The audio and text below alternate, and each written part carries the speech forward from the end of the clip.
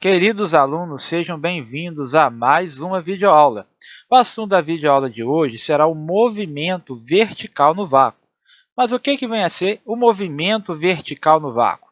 Então, o movimento vertical no vácuo, ele é um movimento retilíneo na direção vertical, sujeito apenas à aceleração da gravidade, que a gente vai chamar de g. Então, antes dos exemplos, a gente considerava uma trajetória retilínea, mas na horizontal. Agora, a gente vai considerar a direção do movimento como sendo na vertical. Quando o movimento se dá na vertical, ele fica sujeito à aceleração da gravidade. Como a gente já sabe, a gravidade puxa os corpos para a superfície da Terra.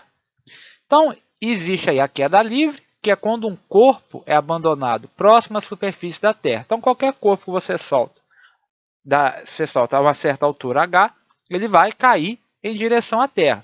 E além da queda livre, nós temos o lançamento vertical para cima. Então, o lançamento vertical para cima é quando um corpo é lançado na vertical para cima com uma velocidade inicial diferente de zero. Então, se eu quero jogar um corpo para cima, eu tenho que dar uma velocidade para ele. Se a velocidade for zero e eu soltar, ele vai cair para o chão. Então, quando eu quero jogar um corpo para cima, eu tenho que dar uma velocidade inicial que seja diferente de zero. Então, o que acontece quando eu faço isso? Ele sobe com um movimento uniformemente retardado. Por quê? Se eu jogo um corpo para cima, a velocidade dele não vai aumentar, ela vai diminuir até chegar a zero. E depois, quando ela chega a zero, ela cai em queda livre. Olha aí a figurinha. Na letra A, a gente tem um corpo que foi abandonado, que é a queda livre. Eu simplesmente soltei a bolinha e ela caiu com movimento uniformemente variado, acelerado. Por quê? Acelerou até chegar no chão. Já na figurinha B, o que eu tenho? Eu joguei a bolinha para cima. Então, eu tive que dar para ela uma velocidade inicial diferente de zero e ela subiu com movimento retardado. A velocidade foi diminuindo, diminuindo, diminuindo, até que, no ponto mais alto da trajetória, a velocidade atinge zero. Agora, vamos estudar cada um deles separado. Primeiro aí é a queda livre. Então, suponhamos que um corpo tenha sido abandonado nas proximidades da Terra, a certa distância do solo, numa região onde a resistência do ar pode ser desprezada. O corpo irá cair, sendo seu movimento chamado de queda livre, ou seja, livre da resistência do ar. Quando a gente vai resolver o exercício de queda livre, a gente despreza a resistência do ar. Como a gente já sabe, se a gente jogar uma folha de papel aberta e uma pedra, a pedra chega no chão primeiro. Isso acontece por causa da resistência do ar. Como a área, o tamanho da folha de papel é muito maior que o da pedra, o que acontece? O ar meio que segura a folha de papel e não deixa ela cair. Já a pedra, por ser menorzinha e ter uma massa maior, ela consegue furar essa resistência do ar e cair mais depressa. Então, aí, continuando, a experiência mostra que, nesse caso, o corpo cai com movimento uniformemente variado, cuja aceleração não depende da massa do corpo. E o modo dessa aceleração é chamado de aceleração da gravidade e é representado pela letra G. Então, presta atenção no seguinte: a aceleração da gravidade é a mesma para todos os corpos, independente da massa deles. Então, o valor da aceleração da gravidade, g, varia de ponto a ponto da Terra, sendo aproximadamente igual a 9,8 metros por segundo ao quadrado. Como esse número aí é quebrado, então, quando a gente vai resolver o problema, a gente arredonda ele para 10 metros por segundo ao quadrado. Agora, uma consideração que a gente precisa fazer antes de resolver os exemplos, os exercícios.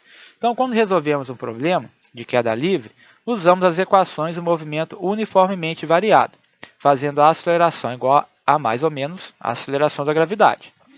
Isso vai depender do quê? Da trajetória. Porque se a trajetória for orientada para baixo, a gente vai ter que a aceleração é g, positivo. E se for orientada para cima, a aceleração vai ser negativa, conforme ilustra a figurinha aí. Então, olha aí. Quando a trajetória é orientada para baixo, a minha aceleração é positiva. O meu corpo sai lá da posição inicial zero, uma velocidade inicial zero, ele é acelerado até atingir o solo, com uma velocidade diferente de zero, e ter percorrido uma altura, uma distância aí, que é igual à altura que ele caiu. Quando eu faço o contrário, quando eu oriento a trajetória para cima, a minha aceleração é negativa. Por quê? Eu vou considerar como se o movimento dele fosse um movimento retrógrado, porque a minha trajetória está orientada para cima. Mas se eu abandonar o corpo, ele vai cair Aí vai cair para baixo, né? Assim, sendo redundante. Então ele cai no movimento contrário ao de orientação da trajetória, movimento retrógrado.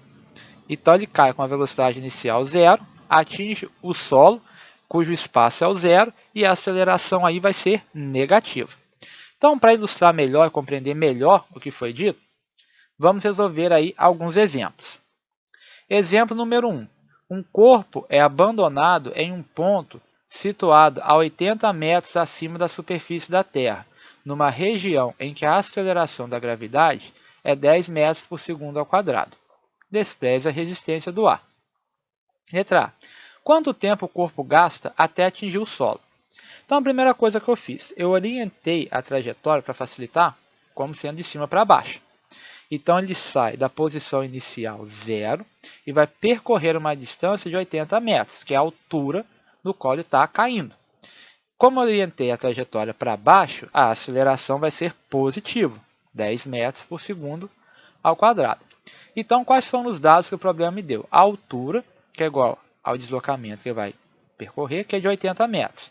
A aceleração vai ser positiva, 10 metros por segundo ao quadrado. E o tempo eu não tenho. Então, o que eu faço? Para resolver isso daí, eu vou usar a função horária dos espaços do movimento uniformemente variado. Então, qual que é ela? S é igual a S0 mais V0t mais 1 meio de AT ao quadrado. S é a distância que ele vai percorrer, no caso que ele vai cair, 80 metros. Como eu orientei a trajetória para baixo, meu espaço inicial é zero. Como ele foi abandonado, é uma queda livre, a velocidade inicial, zero. O tempo eu não sei, mas 1 meio, metade da aceleração, que é 10, vezes o tempo ao quadrado. Bom, o que sobrou? 80 é igual, metade de 10 é 5. Então, 80 é igual a 5t ao quadrado. 5 está multiplicando, vai dividindo. T ao quadrado é igual a 80 dividido por 5. T ao quadrado é igual a 16.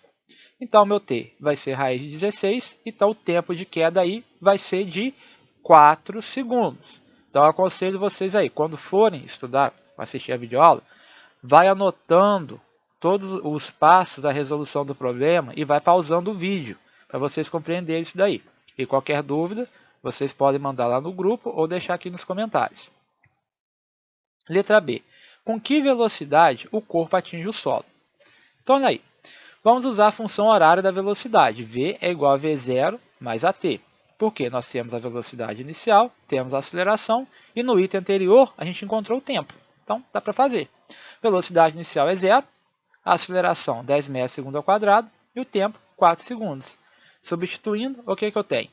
V igual a zero mais 10 vezes 4. 10 vezes 4, 40.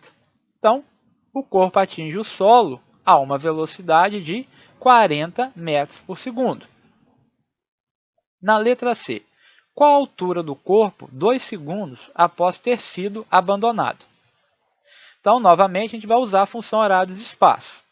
A gente não sabe qual que é a altura dele, o S, mas sabe que o espaço inicial é zero, velocidade inicial é zero, a aceleração 10 metros por segundo ao quadrado, e agora nós temos o t, que é 2 segundos. Então, nesses primeiros 2 segundos, qual que é a distância que ele percorre? Lá do topo em direção ao solo. Qual que é a distância que ele percorre? Qual é o espaço que ele percorre? Por isso que eu não sei ali o S. Então, vamos lá. S igual a S0 mais V0t mais meio t ao quadrado. O espaço eu não sei, S.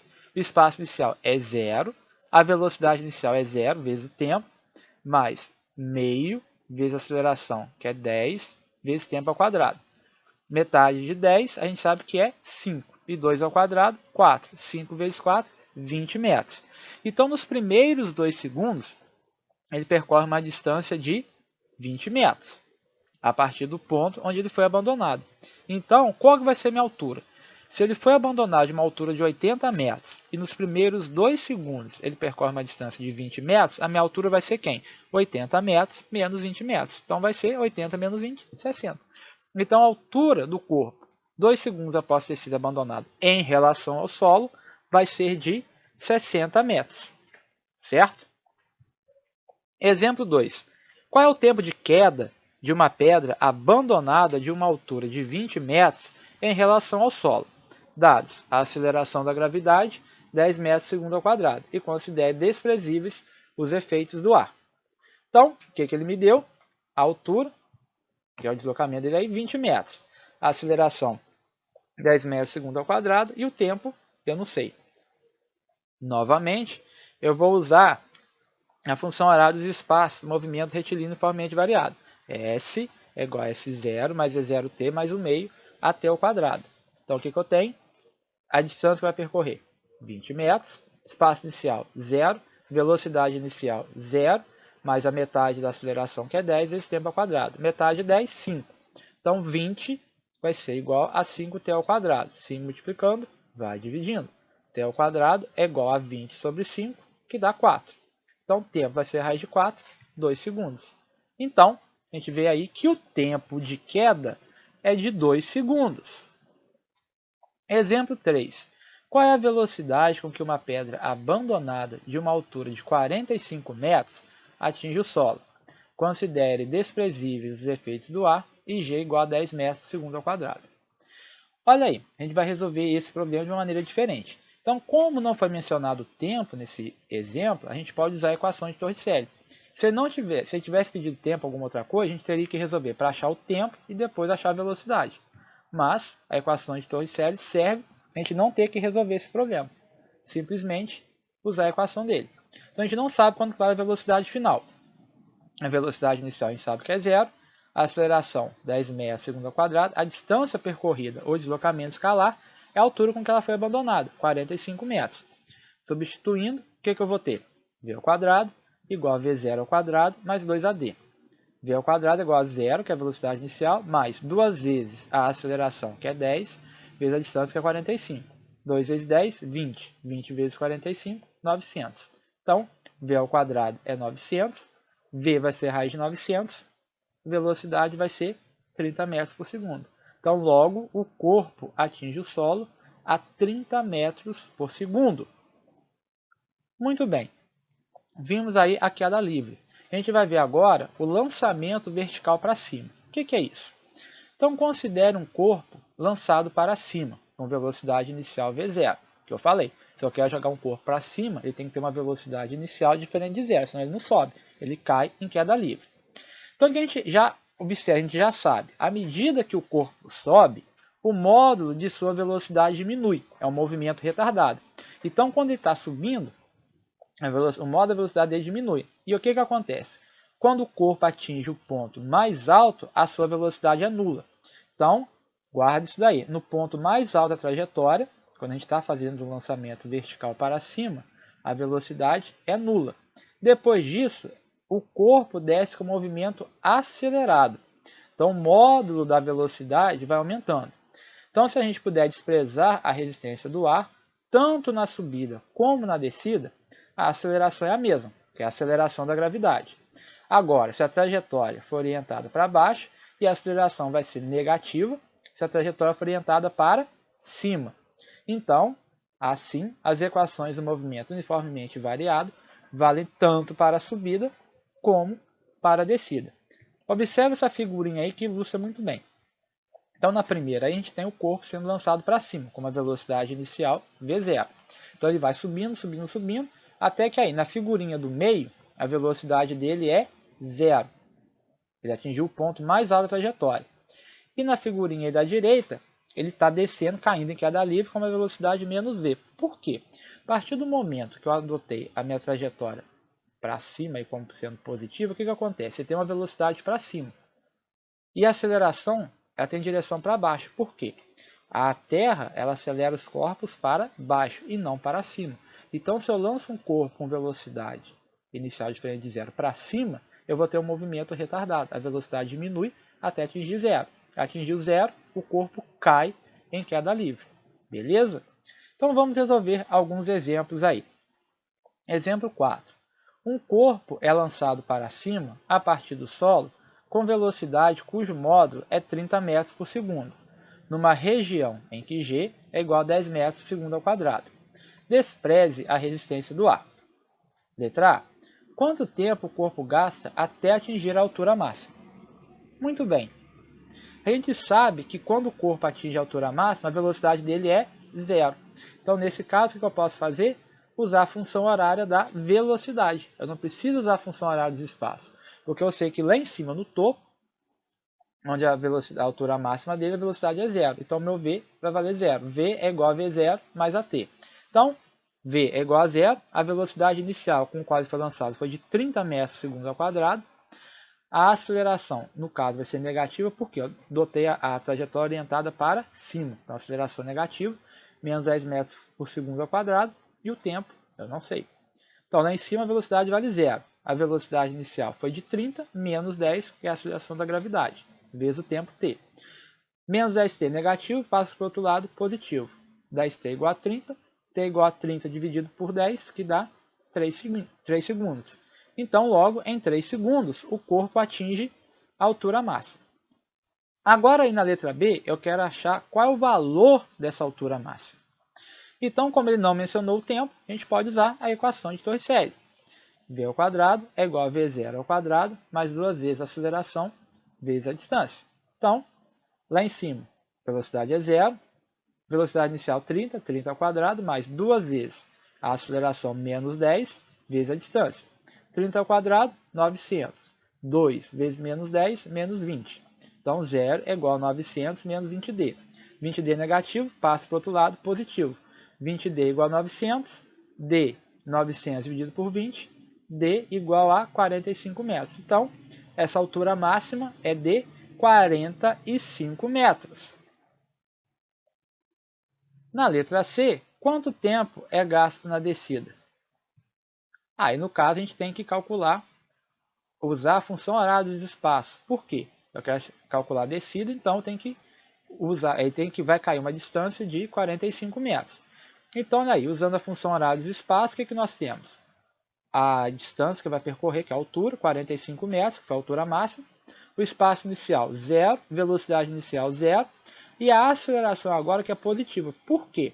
Eu estou considerando que ele vai cair o movimento de queda livre a partir de 45 metros. Ele vai cair 45 metros. O espaço inicial dele é zero e o espaço final, 45. Orientado para baixo, aceleração positiva, 10 metros por segundo ao quadrado. Então, S é igual a S0 mais V0t mais o meio de AT ao quadrado. S, 45, que é a distância, que é a altura máxima que ele atinge, 45 metros. Espaço inicial, 0. Velocidade inicial, 0 vezes t, mais o meio, a aceleração que é 10. Metade de 10, 5. Então, o que eu tenho? 45 é igual a 5t ao quadrado. T ao quadrado, 45 sobre 5, que é 9. Então, meu tempo vai ser a raiz de 9, que vale 3 segundos. Então, o tempo de queda é de 3 segundos. Aí eu quero que vocês observem que o tempo de subida é igual ao tempo de descida. Ele gastou 3 segundos para atingir a altura máxima e depois ele gastou outros 3 segundos para voltar ao solo. Aí o que acontece? Como a gente está desprezando a resistência do ar, o tempo de subida é igual ao tempo de descida. E qual é a velocidade do corpo ao atingir o solo? Então, nesse caso, a gente pode usar tanto a função horária da velocidade como a equação de Torricelli para resolver o problema. Primeiro, eu vou resolver usando a função horária da velocidade. V é V0 mais AT. Eu sei que a velocidade inicial é 0, a aceleração é 10 e o tempo é 3. 10 vezes 3, 30 metros por segundo.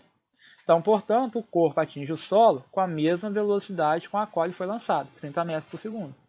Ele foi lançado a 30 metros, atingiu 0, caiu de novo, chegou nos 30 metros por segundo. A velocidade que atinge o solo é a mesma velocidade que ele foi lançado. Agora eu vou fazer o mesmo cálculo, só que ao invés de eu usar a função horária da velocidade, eu vou usar a equação de Torricelli. E o resultado deve ser o mesmo. Assim espero. Vamos lá. V ao quadrado é igual a V0 ao quadrado mais 2AD. Velocidade inicial é 0, mais 2 vezes a aceleração, que é 10, vezes a distância, que é 45. 2 vezes 10, 20. 20 vezes 45, 900. Então, V ao quadrado é igual a 900. V é igual a raiz de 900, que é 30. Portanto, deu o mesmo resultado. Então, nesse caso, você pode usar tanto a função horária da velocidade quanto a equação de Torricelli. É mais fácil usar a função horária da velocidade, que nesse caso ela é menorzinha para resolver, mas fica a gosto de vocês. Exemplo 5. Duas pedras A e B, de massas respectivamente 1 kg e 2 kg, foram lançadas verticalmente para cima, ambas com velocidade de 15 metros por segundo. Desprezando a resistência do ar e adotando g igual a 10 metros por segundo ao quadrado, responda. Letra A. Qual das duas pedras atingiu a maior altura em relação ao solo? Muito bem, então como a aceleração da gravidade é a mesma para todos os corpos e independe da massa deles, as duas pedras atingem a mesma altura em relação ao solo. Então, ou seja, a gente despreza a resistência do ar. E como a gente já viu que a aceleração da gravidade é a mesma para todos os corpos e não depende da massa, então as duas pedras atingem a mesma altura em relação ao solo. Então, na letra B, qual a altura máxima em relação ao solo atingida pelas pedras? Como a altura é a mesma, então serve para as duas. Então, vou usar a equação de Torricelli, v ao quadrado igual a v0 ao quadrado mais 2ad. Como na altura máxima, no ponto mais alto da trajetória, a velocidade é nula, então 0 ao quadrado é igual a 15 ao quadrado, que é a velocidade inicial, mais duas vezes a aceleração, que é menos 10, porque eu adotei a trajetória para cima. Quando a trajetória é orientada para cima, a aceleração é negativa, menos 10, vezes o d, que é o valor da altura. Então, 0 ao quadrado, 0. 15 ao quadrado, 225. 2 vezes menos 10, menos 20d. 20d negativo, passa positivo. 20d é igual a 225. D é igual a 225 dividido por 20. Então, o D deu 11,25. Portanto, a altura máxima atingida pelas pedras é de 11,25 metros. E na letra C, está pedindo em quais instantes que as pedras atingiram a altura de 10 metros em relação ao solo. Então, olha só, presta atenção no seguinte. No item B, a gente calculou a altura máxima, 11,25 metros. Agora, ele está pedindo em quais instantes as pedras atingiram a altura de 10 metros em relação ao solo. Então, olha só, ela saiu do chão, passou 10 metros subindo, chegou na altura máxima 11,25 e caiu, voltando, passando de novo pelo espaço 10 metros e atinge o solo. Então, de novo, ela sai do zero, enquanto ela sobe, ela passa no espaço 10 metros, atinge 11,25 e cai, passando de novo pelo 10 metros. Então, quais são esses instantes de tempo em que elas atingiram essa altura de 10 metros em relação ao solo? Aí, o que eu tenho que fazer? Eu vou usar de novo a função horários e espaço. Então, eu quero saber em qual instante de tempo que atingiu a altura de 10 metros. Então, quanto que vale o meu espaço? Meu espaço vai valer 10. Como ela saiu do chão, espaço inicial, 0. Ela foi lançada com uma velocidade inicial de 15 metros por segundo. Então, V0 é 15. E a minha aceleração é negativa porque eu orientei a trajetória para cima. Certo? Então, ficou S igual a 10 metros, espaço inicial 0, velocidade inicial 15 metros por segundo e a aceleração menos 10 metros por segundo ao quadrado. Então, simplificando aí, ficou 10 é igual a 15t menos 5t ao quadrado. O 5t ao quadrado é negativo, passa positivo, para a esquerda positivo. O 15t está positivo, passa para a esquerda negativo. E o 10 mantém positivo. Então, o que me deu aí? 5t ao quadrado é igual a menos 15t mais 10, que é igual a 0. Então, portanto, para saber os instantes de tempo, temos que resolver a equação do segundo grau acima. Vamos resolvê-la. 5t ao quadrado menos 15t mais 10 é igual a 0. O que é que eu faço para simplificar? Divido a equação por 5. Então, como é que ficou? 5t ao quadrado menos 15t mais 10, dividindo todo mundo por 5, ficou t ao quadrado menos 3t mais 2 é igual a 0. Como é uma equação de segundo grau na variável t, vou calcular o meu delta. Delta b2 menos 4ac. O meu b vale menos 3, então vai ficar menos 3 ao quadrado, menos o 4 vezes o a, que vale 1, e o c, que vale 2. 4 vezes 1, 4. Vezes 2, 8. Então, ficou 9 menos 8, que é igual a 1. Então, meu t vai ser menos b, mais ou menos raiz quadrada de delta sobre 2 vezes a. O meu b vale menos 3, então vai ficar menos 3, mais ou menos raiz quadrada do delta, que é 1, sobre 2 vezes a, que também vale 1. Então, menos vezes menos, mais. Então, ficou 3 mais ou menos raiz de 1, que é 1, sobre 2 vezes 1, que é 2. Então, ficou 3 mais ou menos 1 sobre 2. Meu t', vou considerar o sinal positivo. 3 mais 1, 4. 4 dividido por 2, 2 segundos. E meu t, duas linhas, sinal negativo. 3 menos 1, 2, que dividido por 2, 1 segundo. Então, as pedras atingem a altura de 10 metros em relação ao solo nos instantes 1 segundo e 2 segundos. Então, o que acontece? lancei a pedra para cima. 1 segundo depois atingiu 10 metros. Continua subindo até atingir 11,25. 1 segundo depois que ela atingiu a altura de 10 metros, ela subiu, atingiu a altura máxima e começou a cair, atingindo os 10 metros de novo. E depois ela cai no solo. Certo? Bom, encerramos aqui mais uma aula. Agora com vocês. Façam aí as atividades propostas e até a próxima aula.